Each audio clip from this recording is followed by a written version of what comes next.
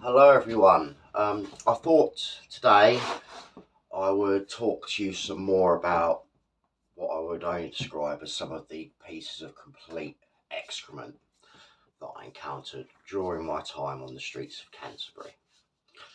Um, that video was reasonably popular, so I thought because there's a few. It beggars belief that some of these people can exist. It really does. So I thought I'd share with you.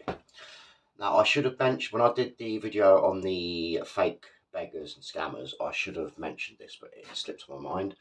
Now, the woman that I'd mentioned about that had had 8 children taken into care that assumed that social services were the C word and not her, there was something else that she used to do that was up there as one of the scummiest things I think that you could do.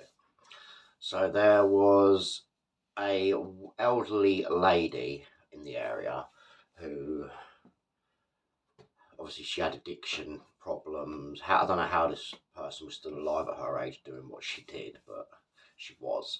But anyway, had addiction issues, mental health issues. Very vulnerable, very vulnerable. She was in her 70s, and again, people from the area will know exactly who I'm talking about. She would have been the lady that had it was like a German Shepherd crossed Labrador, so it looked like a German Shepherd, yet it was the golden colour of a Labrador. Beautiful dog, the most stunning dogs I've ever seen. Incidentally, it died. It passed from old age. It was a truly beautiful dog though. So anyway, the woman that had the kids taken off her, what she used to do was she used to go and get this elderly lady and wheel her down into the high street in a wheelchair and leave her there to beg so she could get enough money so that the woman who'd lost her kids could go and score some drugs, and then she'd give the woman, the elderly lady, some of the drugs.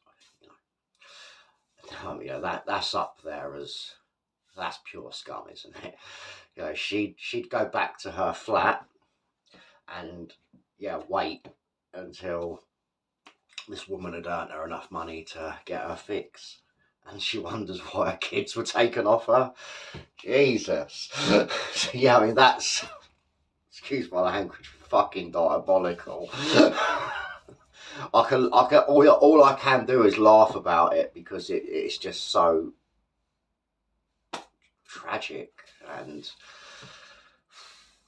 the fact nothing was done about it just gets me as well. It really does. But so yeah, that's another one of the biggest pieces of excrement I've ever encountered. Oh God, sorry, to compose myself a minute from that. Whoa. Now, another one that this for me, this one personally for me is a piece of excrement. Again, I'd been at college, and I came back to my tent to find someone actually in it, unconscious. And I could tell by the breathing, the mottled complexion, that they clearly OD'd. So I had to ring an ambulance. Not only had they OD'd in my home, they pissed themselves as well. Brilliant, eh? All over my bed. So I had to call an ambulance, and they waked them out of my home and gave them the Valdex, whatever, brought them back and took them to hospital. And I'm left with a piss stained home. Brilliant. And it transpired that whilst I was at college, they were sat there in the doorway of my tent hassling people for money. They were, yeah, brilliant. So yeah, that's another one. That's not funny enough. It's not the first time that I had squatters either. There was a time over the weekend when I just knew it wasn't going to be a good night, so I decided to not sleep. I stayed up and I just went on a very long walk. I got back in the early hours of the morning to find someone asleep in my tent, and they puked all over himself and all over my stuff. So yeah, again, another piece of excrement. Now, there's another one as well. This guy just gave me the absolute creeps. He really did. was a addict. He was to a degree homeless, but I think it was, and I hate the term, I think it was more lifestyle choice than anything. I think his addiction was for the forefront of everything he did, and retaining a property or even having a roof over his head was secondary to his addiction. And he would, again, he'd sit there hassling people for money as they walked past, but it was the way in which he did it. Oh, excuse me, madam, do you have any spare? It was just slimy. It was greasy. It was horrible. It's the way he said it. Just made me want to throw up in my mouth. Yeah, it really did. And people that do that, the easy answer that you can get as a person being asked this, you just simply say, "I don't carry cash." Right? This guy went to the extent of getting a card reader. Yeah, so when they said they didn't have any cash, he would present them with his card reader. I mean, Christ, that's just scummy, isn't it? Come on. Yeah, inventive, but yeah, scummy. There was another guy did a very similar thing. He'd hassle for people. He'd do a standby cash point where everyone to get money out. And I actually heard him once. Someone gave him some cash, and his answer was, "Is that it?" Wow. So this gives homeless people a bad name, genuine homeless people a bad name. There was a couple that, again, they'd started off homeless and then they got housed in temporary accommodation, and they would walk up and down the high street hassling people for money, and it was just, I could hear it whilst I'd be sat there reading, just this repetitive, "Excuse me, have you got any spare?" It was, like a record just stuck on repeat. It was, and I remember once the guy, he was walking up and down the high street with no top on, and like he had a towel over his head. Like, I can't answer. I just can't. But I remember once I was just listening in. They'd found their mark, so to speak, and I'm listening. I'm hearing the complete shit that they're telling them, and they said they've got a baby that's in Great Ormond Street Hospital, very poorly, might die, and their car's broken down on the A2 because they've run out of fuel. They can't get to the hospital to see their baby, and they really need some money to get some fuel to go and put in their car. And this person went to a cash point and gave them 200 quid. I'm just watching this all unfold, and I thought, should I say something? And every part of me wanted to, but then at the same time, I just don't need the grief. I really don't. And horrible to say, if this person is gullible enough to fall for that, then maybe they need to learn some life lessons. I mean, that's one of the oldest ones in the book. You get the person walking around with a jerry can in their hand. That's a classic. I've heard that one a few times, actually, of people needed to get to their kids and their cars ran out of fuel. I've heard a few people use that. I think as soon as you start bringing children into it, you are at that point just complete human excrement. You really are. It was not entertaining, definitely not entertaining, but eventful, I suppose. Just to watch all of these things unfold in front of me, and to see the depths of to what people could stoop to was, I didn't think that would be possible, and I don't think it's just limited to the Canterbury area. I really don't. I think it's just simply the fact that I was in the heart of it to be able to see it.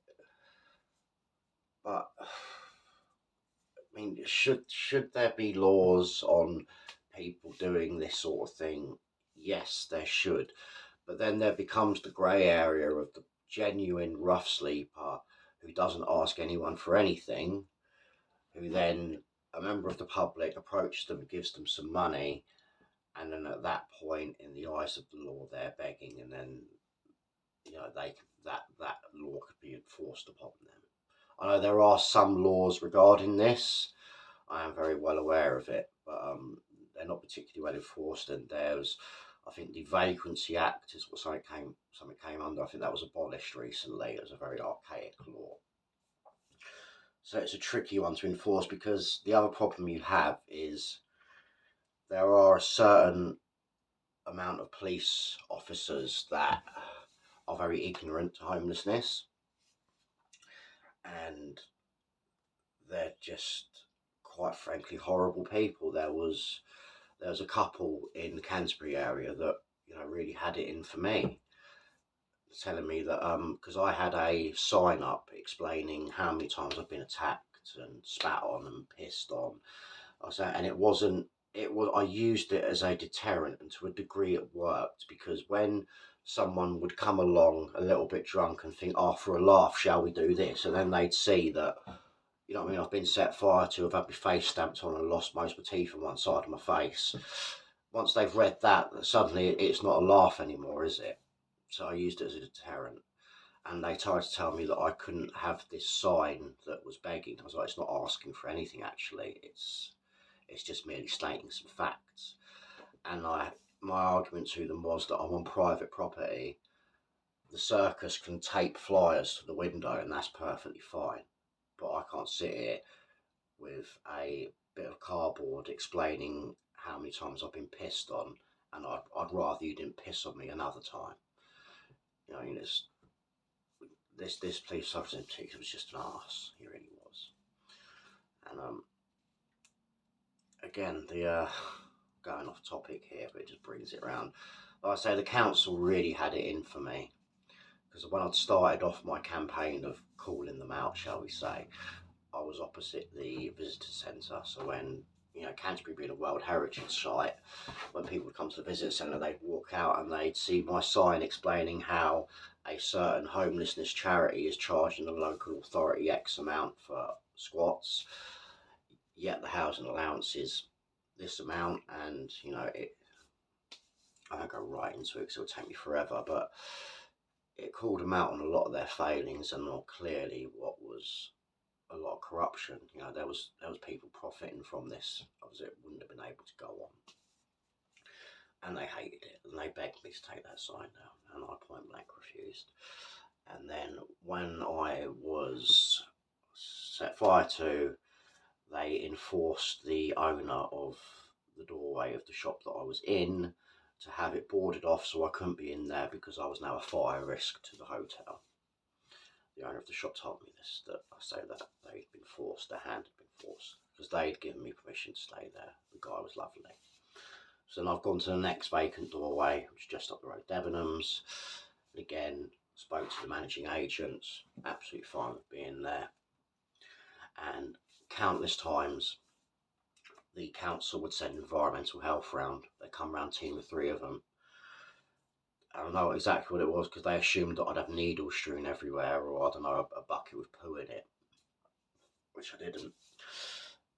And yes, that's why I'd send environmental health round, to try and force me to move on, and they can never find a reason. I say the tricks the council play as well, that puts them up as some of probably the worst pieces of excrement I ever encountered. Anyway, if there's more topics you'd like me to cover, please put it in the comments. Like I say, it's there's the time that I spent on the streets. There is so much that I've witnessed, and so much that's happened, that you'd be surprised. You could ask me something that you could think was like, that's not possible, and chances are I've seen it.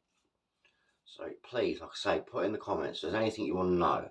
Okay, I'm an open book, you know that. My whole life has been here for you to see. I haven't held back on anything. I've been completely honest with you. So, like I say, anything you want to know, please ask.